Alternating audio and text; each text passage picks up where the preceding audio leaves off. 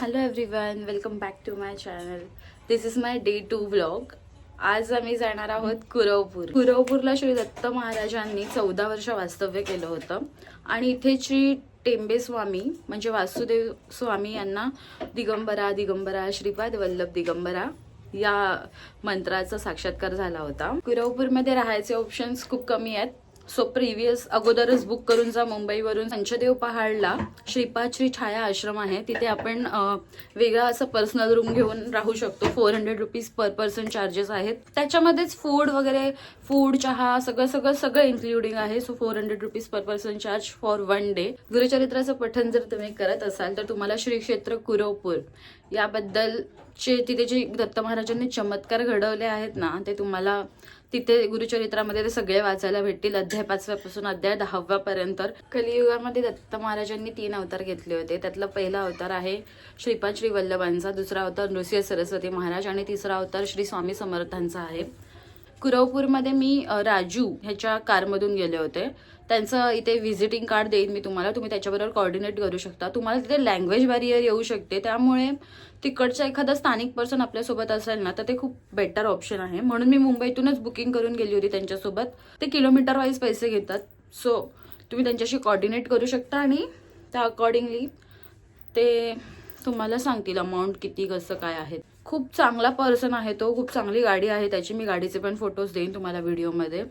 खूप स्पेशियस जागा आहे त्याच्या गाडीमध्ये आणि बॅग वगैरे विसरायला सुद्धा त्यांनी माझी मदत केली होती. He is very genuine person, so you can trust on him. आमचा कुरवपूरचा प्रवास कसा झाला, मी कुरवपूरचं दर्शन कसं केलं, चला बघूया कुरवपूर व्लॉग. अक्कलकोटच्या व्लॉगमध्ये मी ज्या काकांबद्दल बोलत होते ना, तेच हे काका आहेत. ते सकाळी लवकर उठून आले होते आमच्यासाठी, कारण आम्हाला काकड आरतीला जायचं होतं. काकड आरती करून मग आम्ही पुढचा कुरवपूरचा प्रवास करणार होतो.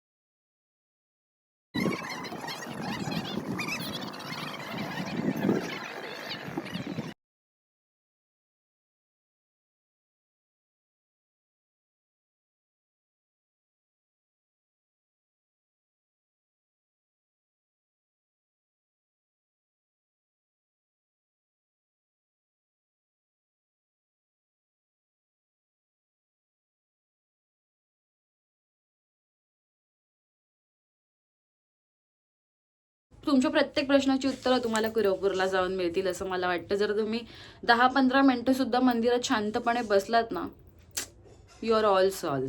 सिरियसली रिक्वेस्ट आहे माझी, लाईफमध्ये एकदा तरी जाऊन कुरवपूर या तीर्थस्थानाला भेट द्या.